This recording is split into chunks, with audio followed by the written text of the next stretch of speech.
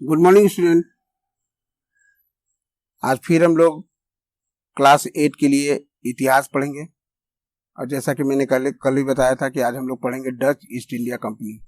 ठीक है, तो आज हम शुरुआत करते हैं डच ईस्ट इंडिया कंपनी से।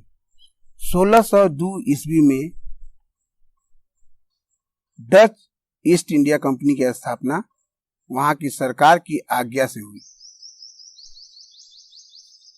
कब हुई? 1602 ईस्वी में।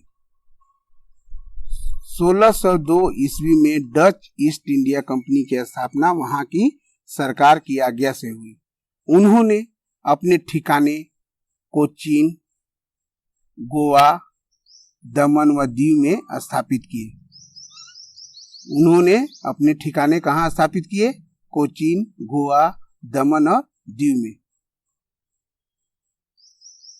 स्थापित किए। भारत में विकसित व्यापार के बावजूद इंडोनेशिया के द्वीपों के साथ व्यापार करने में अधिक रुचि रखते थे। ये भारत में विकसित व्यापार के बावजूद, यानी कि भारत में जो व्यापार विकसित था उसके बावजूद उन्होंने इंडोनेशिया के द्वीपों के साथ व्यापार करने में अधिक रुचि रखते थे। यानी कि भारत की अपेक्षा उन्होंने कहाँ रुचि रखते थे? इंडोनेशिया के द्वीपों के साथ व्यापार करने में अधिक रुचि रखते थे। कौन रखते थे? Dutch east India company. कौन रखते थे? Dutch east India company. ठीक है, किस पे रुचि रखते थे? इंडोनेशिया के द्वीपों के साथ व्यापार करने में रुचि रखते थे। कई युद्धों व ब्रिटेन के साथ एक समझौते के पश्चात उन्होंने भारतीय क्षेत्र में अपने अधिकतर व्यापारिक हितों को त्याग दिया। ब्रिटेन के साथ एक समझौते के पश्चात उन्होंने भारतीय क्षेत्रों में अपने अधिकतर व्यापारिक हितों को त्याग दिया। यानी कि ब्रिटेन के साथ क्या हुआ? एक समझौता हुआ। किसका हुआ? डच ईस्ट इंडिया कंपनी का एक समझौता हुआ ब्रिटेन के साथ। ठीक है, जिसमें कि उन्होंने डच ईस्ट इंडिया कंपनी थी वो क्या की कि भारत के साथ जो व्यापार का जो हित का जो लाभ था वो त्याग दिया। वो इंडोनेशिया स्थित द्वीपों के साथ अपने व्यापारिक रिश्तों को मजबूत करना आरंभ कर दिया। यानी कि उस समझौता के बाद वो इंडोनेशिया पर ज्यादा ध्यान देने लगे भारतीयों की अपेक्षा। ठीक है, अब हम चलते हैं French east India company. Dutch east India company क्या हुआ? डच ईस्ट इंडिया कंपनी जो था वो ब्रिटेन के साथ समझौता करके और इंडोनेशिया के ऊपर ज्यादा ध्यान देने लगा। यानी इंडोनेशिया के द्वीपों के साथ व्यापार करने में अधिक रुचि दिखाने लगा। ठीक है, फ्रेंच ईस्ट इंडिया कंपनी तो समझते हो तुम लोग। यानी कि पूरब में जो व्यापार करने वाली कंपनी होती थी उसको ईस्ट इंडिया कंपनी का नाम दिया जाता था। ठीक है, तो फ्रांस की सरकार के नियंत्रण में फ्रेंच ईस्ट इंडिया कंपनी की स्थापना 1664 ईस्वी में हुई। किसके नियंत्रण में? फ्रांस की सरकार के नियंत्रण में फ्रेंच ईस्ट इंडिया कंपनी की स्थापना 1664 ईस्वी में हुई। कब हुई फ्रेंच ईस्ट इंडिया कंपनी की स्थापना? 1664 में। याद रखना, फ्रेंच ईस्ट इंडिया कंपनी थी उसकी स्थापना कब हुई थी? 1664 में। भारत में उसने चंद्रनगर जो बंगाल में है, माहे, पुदुचेरी जिसको पांडुचेरी भी बोलते हो तुम लोग, कराईकल, मछलीपट्टनम व पांडिचेरी अब पुदुचेरी में अपने कारखाने स्थापित किए। जो फ्रेंच ईस्ट इंडिया कंपनी था वो कहाँ अपना जो कारखाने स्थापित किए? तो चंद्रनगर जो बंगाल में है, माहे, कराईकल, मछलीपट्टनम व पांडुचेरी यानी कि पुदुचेरी में अपने कारखाने स्थापित किए। अपने व्यापारिक हितों के कारण इससे ब्रिटिश ईस्ट इंडिया कंपनी से प्रतिस्पर्धा करनी पड़ी। अपने व्यापारिक हितों के कारण इसे ब्रिटिश ईस्ट इंडिया कंपनी से प्रतिस्पर्धा करनी पड़ी। यानी कि जो पहले था ईस्ट इंडिया कंपनी और डच ईस्ट इंडिया कंपनी, तो डच ईस्ट इंडिया कंपनी तो भारत के जो ईस्ट इंडिया कंपनी थी ब्रिटेन वाली, उसके साथ समझौता करके वो अलग हो गया। लेकिन ये क्या किया कि ये इसको कंपटीशन का सामना करना है, यानी कि प्रतिस्पर्धा करना पड़ा इसको व्यापार के लिए। ठीक है, अपने व्यापारिक हितों के कारण इसे ब्रिटिश ईस्ट इंडिया कंपनी से प्रतिस्पर्धा करनी पड़ी, परंतु सरकार द्वारा नियंत्रित होने के कारण अपनी सभी गतिविधियों के लिए इसे फ्रांसीसी सरकार से आज्ञा लेनी पड़ती थी। अपनी सभी गतिविधियों यानी कि किसको, जो फ्रांस की जो ईस्ट इंडिया कंपनी थी, उनको अपनी सभी गतिविधियों के लिए फ्रांसीसी सरकार से आज्ञा लेनी पड़ती थी। इसी कारणवश यह कंपनी अपनी प्रतिद्वंदी ब्रिटिश ईस्ट इंडिया कंपनी के साथ प्रतिस्पर्धा नहीं कर सकी।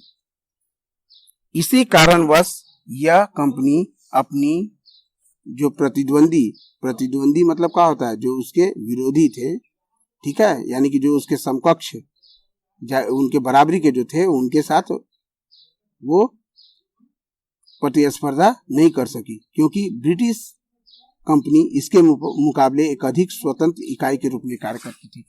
यानी कि जो ब्रिटिश जो ईस्ट इंडिया कंपनी थी, उनको पूरा स्वतंत्र, पूरा अधिकार जो महारानी एलिजाबेथ थी वो दे दी थी, लेकिन जो फ्रांस की जो ईस्ट इंडिया कंपनी थी, उनके सरकार ने पूरे छूट नहीं दे रखे थे, इसलिए उनको ब्रिटिश ईस्ट इंडिया कंपनी के साथ प्रतिस्पर्धा करने में कठिनाई थी। ठीक है,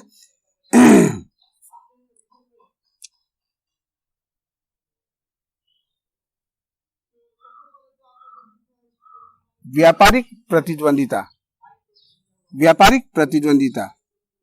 भारतीय उत्पादों के संदर्भ में पुर्तगाल, हॉलैंड, ब्रिटेन, फ्रांस व डेनमार्क की व्यापारिक कंपनियां स्पर्धा में थी। भारतीय उत्पादों के संदर्भ में कौन कौन सा प्रतिस्पर्धा में था? पुर्तगाल, हॉलैंड, ब्रिटेन, फ्रांस व डेनमार्क की व्यापारिक कंपनियां स्पर्धा में थी। इसी कारण इन सभी में एक गहरी प्रतिद्वंदिता बनी हुई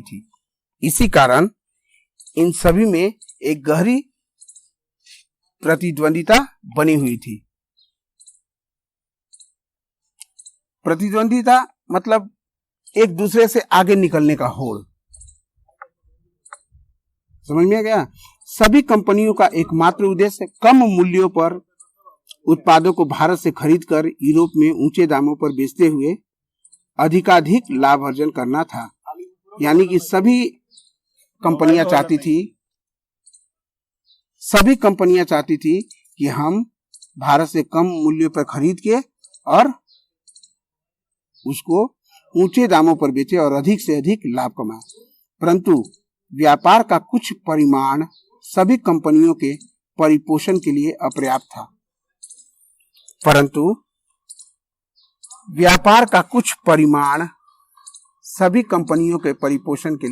अपर्याप्त था। धीरे धीरे इनके लाभांशों में गिरावट आनी आरंभ हो गई।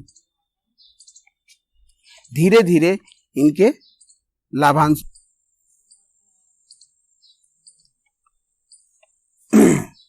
धीरे क्या हुआ? इनके लाभांशों में गिरावट आनी आरंभ हो गई। इस प्रकार प्रत्येक कंपनी के लिए अन्य प्रतिस्पर्धी कंपनियों को रास्ते से हटाकर व्यापार पर अपना एकाधिकार स्थापित करने का ही विकल्प बचा था। ठीक है, धीरे धीरे इनके लाभांशों में गिरावट आनी आरंभ हो गई। क्यों गिरावट आनी शुरू हो गई थी? तो सभी कंपनियां चाहते थे कि हम कम मूल्य पर खरीदें। तो मान लीजिए कोई कम मूल्य, कोई उससे भी कम मूल्य पर खरीदा, कोई उससे भी, तो बहुत सारे जो कंपनियां थी जो कम मूल्य पर खरीदती थी या फिर ले जाकर बेचती थी, तो सब कोई चाहता था कि मतलब हम उससे कम में खरीदे और थोड़ा सा ज्यादा में बेचे। तो ऐसे करते करते क्या हुआ कि जो लाभांश है, जो लाभ होता था उससे, वो उसमें कमी आ गई। ठीक है, प्रत्येक कंपनी के लिए अन्य प्रतिस्पर्धी कंपनियों को रास्ते से हटाकर व्यापार पर अपना एकाधिकार स्थापित करने का ही विकल्प बचा था। यानी कि सबको, कोई भी करे तो एक ही करे, यानी कि कोई एक रास्ते से हटे तभी एक विकल्प बचता है कि तभी हम ज्यादा मुनाफा कमा सकते हैं। अगर मान लो कि यहाँ पे ढेर सारा सामान है और सब कोई जाकर खरीद के कोई कम कीमत पर, कोई उससे भी कम कीमत पर, कोई ज्यादा कीमत पर, तो ऐसे किसी को भी लाभांश उतना नहीं होगा। लेकिन अगर वही कोई एक खरीद के और ले जाकर बेचता तो सारा का सारा लाभांश उन्हें ही मिलता था। तो इसलिए ये लोग चाहते थे कि मतलब कोई एक ही इस प्रतिस्पर्धा में रहे। ठीक है।